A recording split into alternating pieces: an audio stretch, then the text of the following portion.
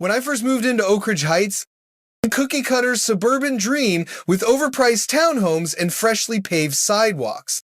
I thought I finally found a place to rest. My job in downtown Denver kept me on edge all week. And this neighborhood promised peace, safety, and an escape from city chaos. But let us be honest, my real joy followed me the day I rolled up in my obsidian blue Aston Martin. That car was more than steel and horsepower, it was therapy. It was my reward for years of thankless work, crunching numbers and chasing deadline. I never raced it down the narrow streets, never revved the engine at midnight, and certainly never exceeded 20 miles per hour past the brick gates. But even parked silently in my driveway, it somehow triggered fury in the one person I was warned about the day I moved in, Karen, the neighborhood association president. It began with a note, not handwritten with kindness, but an anonymous, all-caps masterpiece of hostility taped onto my windshield like a scarlet letter. This vehicle is dangerous and disruptive to our family-friendly scenery. Remove it within 2 weeks, or this community will take further steps. I laughed out loud. Actually laughed, standing there holding a mug of drip coffee with steam swirling up into the crisp November air. My new neighbors waved politely that morning, some nodding at the car with admiration, others too scared to admit envy. I snapped a picture of the letter, dropped it in a folder I'd been jokingly calling The Chronicles of Karen in my phone, and Wynn sighed. Surely, I thought, she was bluffing. Surely an adults-only disagreement over aesthetics would stop at one angry note. After all, the handbook I received upon buying the place said nothing about vehicle types, no bans on sports cars, no clauses about intimidation by horsepower. If anyone was reckless, it was Karen herself, who I saw one evening zipping through the cul-de-sac at nearly 50 in her pearl-white Cadillac Escalade while yelling at her Bluetooth headset. My Aston Martin was quiet. It sat still. It hurt no one. But for people like Karen, someone else's joy is often their loudest grievance. Fast forward to the 15th morning after her letter, I stepped outside, a cup of dark roast in hand, inhaling that brisk Colorado air. And then I froze. My stomach dropped as though the ground had been pulled from beneath me. My car, my reward. My temple was unrecognizable. The windshield was shattered into a spider web of glass. The paint, once deep and flawless, had been scratched down to raw metal, gouged as though carved by a furious sculptor. Tires slashed, mirrors broken, hood battered. It looked less like vandalism and more like a demolition derby reject. My mind buzzed with shock and disbelief as I stood there, stunned and hollow. That is when Denise, a soft-spoken neighbor from across the street, shuffled over in her slippers, eyes wide. She whispered, voice cracking with guilt. I saw Karen last night. She was outside with the landscaping guy. They were, doing something to your car. Thought it was weird. My car was lying in ruins like a downed gladiator. And Denise withheld the call to the police because it was merely weird. But I did not scream. I did not crumble. Instead, I smiled. Because Karen had overlooked one simple truth, a truth hidden in plain sight, my porch light housed a discreet security camera, one with crystal clear footage captured every single second. I turned back inside, calm as if walking away from spilled coffee rather than a destroyed vehicle. With deliberate patience, I pulled the footage, and there she was. Karen, in her floral-patterned robe, hair pinned sloppily back, face twisted with outrage, wielding a hammer like an amateur horror villain. She shouted into the night about protecting the spirit of the community as she struck blow after blow at the car. The landscaping guy, awkward and reluctant, occasionally glanced around, clearly unsure why he had been drafted into this suburban escapade. I paused the video, staring at the frame of Karen mid-swing, one slippered foot raised off the asphalt, mouth open mid-gel, I picked up my phone, called my lawyer, and pressed send on the footage I had already emailed to a cloud folder labeled Justice. Karen had wanted me gone, but now, thanks to her tantrum immortalized in pixels, she was the one about to be removed, not from the neighborhood perhaps, but from the comfort of financial stability. If Karen strutted back to her home that night feeling like the neighborhood heroine, she was about to face the reality of someone who had underestimated both technology and the law. Within 48 hours, the footage was in police hands, along with a written statement from Denise, who, now realizing this was no longer weird but criminal, confessed everything she had seen. The officer who reviewed the video chuckled under his breath. He did not even cover her face.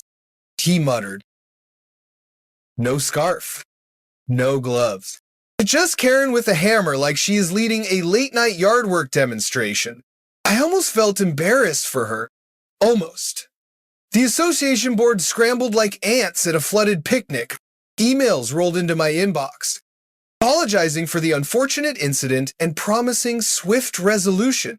Noticeably absent was any message from Karen herself.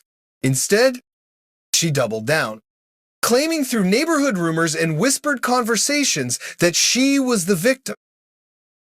According to her, the sports missile in my driveway was an accident waiting to happen, a threat to children on bicycles, a noise hazard, a symbol of arrogance that destroyed the subdivision's carefully cultivated image of middle-class normalcy. She did not destroy my car. She insisted. She neutralized it like a suburban superhero battling the invasion of luxury. The absurdity was enough to make even the officers shake their heads. Her arguments, of course, had no legs. I read through the association handbook not once but twice, armed with sticky notes and highlighters like a student cramming for finals just to prove a point. Nowhere, not a single line banned particular vehicles, no language applied to perceived threats. The worst offense my car could have committed was remaining in the driveway after 3 in the morning, which it never did. To be petty, I highlighted and annotated the relevant sections and sent them board-wide with the sarcastic subject line, "Karen's Guide to Imaginary Rules, Annotated Edition." Silence followed. Even the staunchest of her allies knew better than to defend this nonsense out loud. By January, the case had officially escalated into a civil suit. My lawyer, a sharp man with an appetite for courtroom victories, began preparing not just for property damage, but for harassment, defamation, trespassing, and emotional distress. Karen, meanwhile, carried herself with the confidence of someone who thought righteous indignation was a legal defense. She arrived at hearings with a clipboard crammed with blurry cell phone shots of my Aston Martin parked squarely within my property line, insisting they were proof of menace. She waved these photos like sacred scripture, though anyone with functioning eyes saw what they really were, a parked car. She had no lawyer. She had no legal rationale. What she did have was arrogance, and arrogance can be its own undoing. First day in court felt surreal. My lawyer opened with a slideshow that began not with technical paperwork, but with the pièce de résistance, a crystal clear, zoomed-in freeze frame of Karen, hammer raised above her head. Robe flapping dramatically in the night wind, murmurs rippled through the gallery. The judge arched a single eyebrow. Karen coughed, loud and performative, as though sound itself could undo the truth displayed before us. When my attorney flipped through printed emails where Karen accused me of being a public menace and the Fast and the Furious wannabe of Oak Ridge Heights, for the courtroom laughter could no longer be contained. Karen shouted, out of context only for the judge to glance over his glasses and dryly reply, "Ma'am, this is your email." It was a moment so perfect. I thought perhaps even fate had joined my legal team. When it was her turn, Karen tried valiantly to make destruction sound like heroism. She warned the court that horse-powered sedans like mine threatened every family within 5 blocks. She painted pictures of toddlers lured to chase spinning rims and teenagers tempted to race. She said she had no choice Community safety outweighed individual property rights. So, you destroyed it, the judge asked flatly.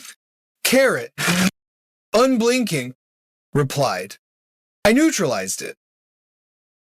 You could have heard the collective pause of the room as even the recorder's fingers froze mid-keystroke, a silence thick enough to taste settled in. It was broken only when the judge removed his glasses, sit, and moved on to my side of the testimony.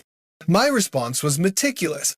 Years of living by spreadsheets and data had taught me one thing: evidence is king.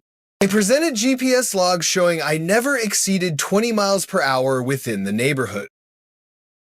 Decibel readings proving my car was no louder than the garbage truck that rolled through every Thursday morning. Even statements from several neighbors who described the car as quiet, beautiful. And honestly, the only interesting thing in this entire suburban wasteland, Karen shook her head furiously, muttering under her breath, as each stack of evidence built a wall higher and higher around her flimsy defense.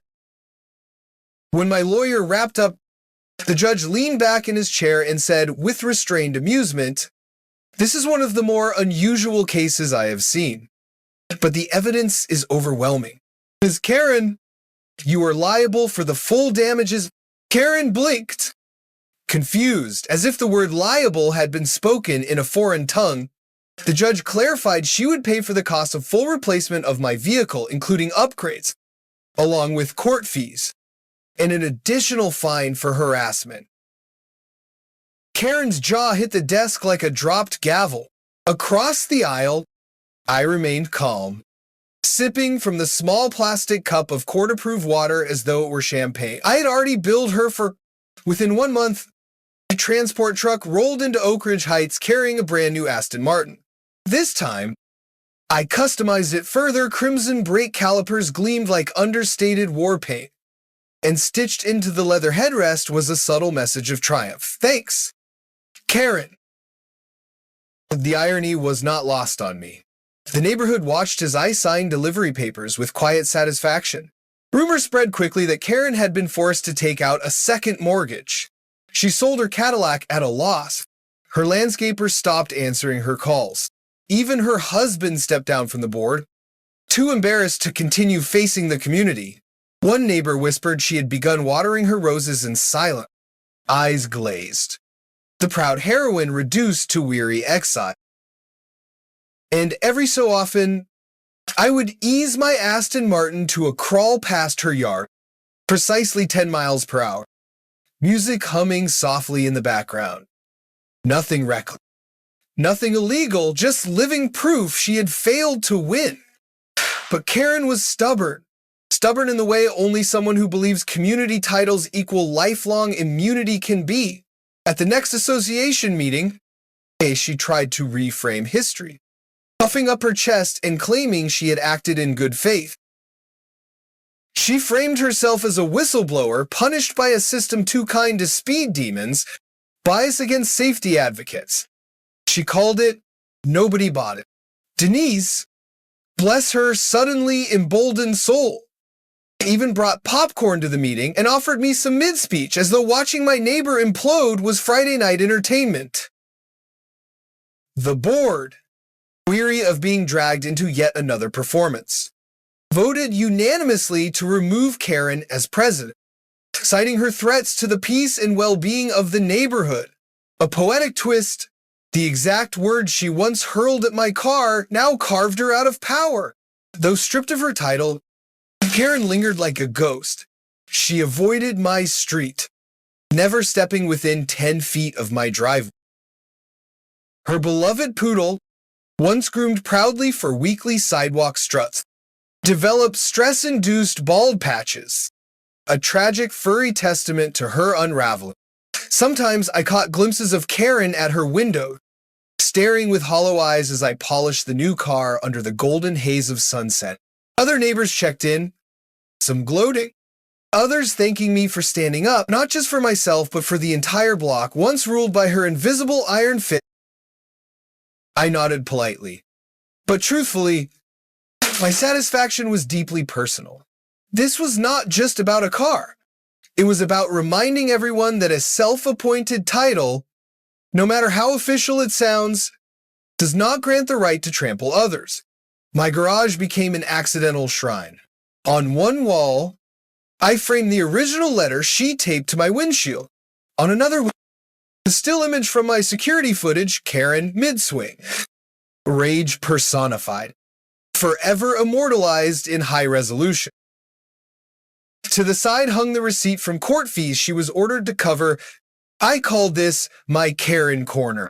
Whenever a tough workday pressed in, I would stroll into the garage, sit in the driver's seat, and let the sight of those reminders chase away the weight of deadlines. Victory tastes sweeter when it is framed in glass. Sometimes, as I ease through the neighborhood in first gear, the sound of the engine thrumming softly, I would catch Karen in my peripheral vision.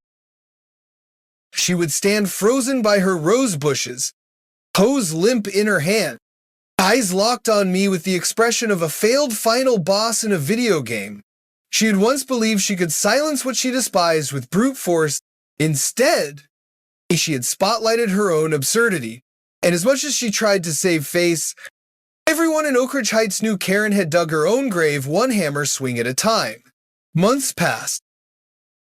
The seasons changed. Winter's pale snow gave way to spring blooms and then to the golden flush of summer. My Aston Martin remained pristine, waxed to a mirror finish. Driving through the neighborhood at a humble pace that set no alarms off, kids on bikes waved at me. Parents nodded in approval. The car had gone from being branded a threat to a local celebrity. The neighborhood's claim to fame. Even the retirees down the block admitted they sometimes strolled past my driveway just to sneak a look. Meanwhile, Karen's influence disintegrated into whispers. Her once boastful aura reduced to the awkward silence people offer a fallen monarch. The best vindication was not the new car or the reimbursement checks. It was the universal reminder stitched into the fabric of the community power. Real power. It does not come from borrowed titles. It comes from respect. Karen had never understood that. She thought control came from fear, from intimidation, from barking orders beneath the logo of the association. But fear dissolves fast when truth surfaces. Respect cannot be forged in petty jealousy. She had gambled her reputation, her finances, her marriage, and even her leadership role, all over a grudge against a gear shift. And she lost. I think often about the final hearing moment when the judge asked her point blank if she was admitting to vandalism. And she replied with that bizarre declaration, "I was doing what the association should have done months ago." The silence that followed lingers in my memory, thick and satisfying. That silence was justice settling into place. It was the sound of consequence standing up taller than her excuse. Now, on quiet evenings, I roll the garage door open, lean back in the driver's seat, and glance at the stitched message above me. Thanks, Karen, not out of bitterness, but out of admiration for the irony of it all. Without her, I would never have won my most beautiful victory. Without her tantrum, I might not own the new, sleeker Aston Martin that purrs like loyalty itself. And without her theatrics, this little corner of suburbia would still fear the wrath of her clipboard in capital letters. Instead, they laugh, they relax, they live. And so, I remind myself each time I take that careful 10-mile-per-hour lap around the cul-de-sac, arrogance may start the war, but evidence wins it. And sometimes, if you are truly patient, karma lets you engrave your opponent's name right onto the headrest of your happiness. The end.